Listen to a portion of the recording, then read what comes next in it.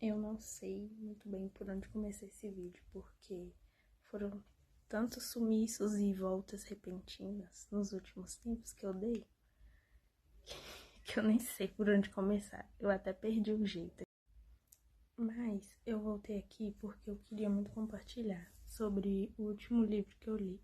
Acabei de postar nos meus stories, que é o livro do Dostoiévski, esse aqui.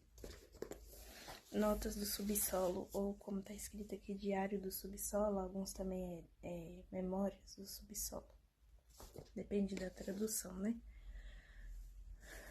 Mas esse livro é impressionante. Eu li, primeira vez que eu li um livro do Dostoiévski foi o Gente Pobre, e eu gostei muito. É um livro menos conhecido dele, não é tão famoso, mas eu decidi começar por ele porque eu vi que era um livro menor e um livro mais simples. Eu pensei, vou começar por uma coisa simples, né? Muito bacana o livro. Só que esse daqui, gente, é impressionante o livro. Impressionante. Eu considero ele um livro difícil. Não difícil de ler, não difícil de interpretar a escrita, de você entender o texto, não é difícil. Mas é difícil você entender o que tá além do texto. É difícil você entender o personagem. É uma coisa interessante, assim, porque o homem do subsolo, que é o personagem principal, ele é uma pessoa extremamente complexa, é uma pessoa extremamente contraditória, então é muito difícil, assim, de compreender ele. Só que ao mesmo tempo, você se identifica muito com o homem do subsolo. E eu achei que isso estava acontecendo só comigo. Eu pensei assim, nossa, cara, porque assim, ele não passa a impressão de ser uma pessoa muito boa, sabe? Ele... É até difícil de escrever ele, gente. Porque, assim, ele parece, de certo modo, uma pessoa má, uma pessoa ruim. E aí, quando eu comecei a me identificar com ele, eu fiquei assim, que horrível que eu tô me identificando com uma pessoa ruim, né? Meu Deus, que lixo de ser humano. Só que daí eu fui falar com a minha irmã sobre o livro, e ela falou assim, mas assim somos todos nós. E eu fiquei pensando em realmente. Então, assim, a impressão que eu tenho é que o Dostoiévski, nesse livro, ele quis mostrar exatamente como que a mente do ser humano pode ser. Como que a nossa consciência pode funcionar. E uma coisa que ficou muito clara pra mim no livro é até uma frase do venerável Fulton Sheen, que ele fala, a frase fala mais ou menos o seguinte: ou você vive conforme o que você acredita, ou você vai acabar acreditando naquilo que você vive. Isso é verdade. Por quê? É científico, tá? Isso aqui. A nossa mente, ela não suporta, ela não consegue lidar com incongruências, com contradição. Então, se você estiver vivendo algo contrário ao que você acredita e você não lutar para mudar aquilo, a sua mente, ela vai começar, a sua consciência, ela vai começar a se distorcer. Ou seja, ela vai começar a distorcer a realidade e para poder justificar o seu comportamento. E qual que é o problema disso? A partir do momento que a mente ela distorce a realidade, ela tá começando a criar um problema psicológico, um problema psicológico mesmo.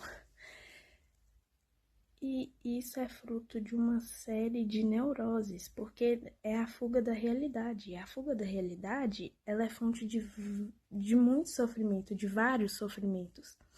Então, pra mim, ficou muito claro que ele quis mostrar isso, porque assim, eu não vou dar spoiler em detalhes, até porque eu gostei muito do final. Eu queria contar o final aqui, mas eu não posso contar, né? Senão vai, se alguém quiser ler depois, vai ficar sem graça. Então não vou contar.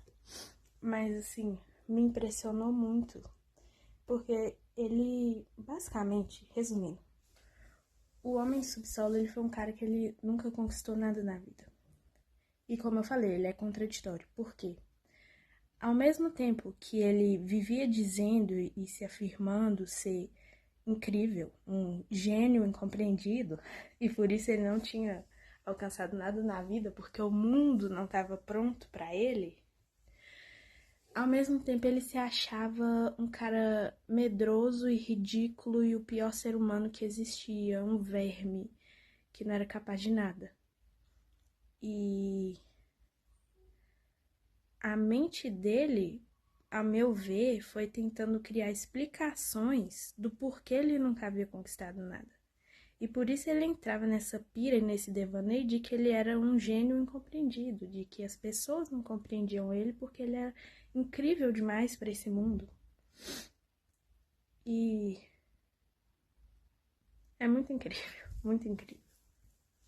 Acho que é isso que eu queria falar. E nós corremos esse risco. É o que é mais impressionante, porque nós fazemos isso o tempo inteiro.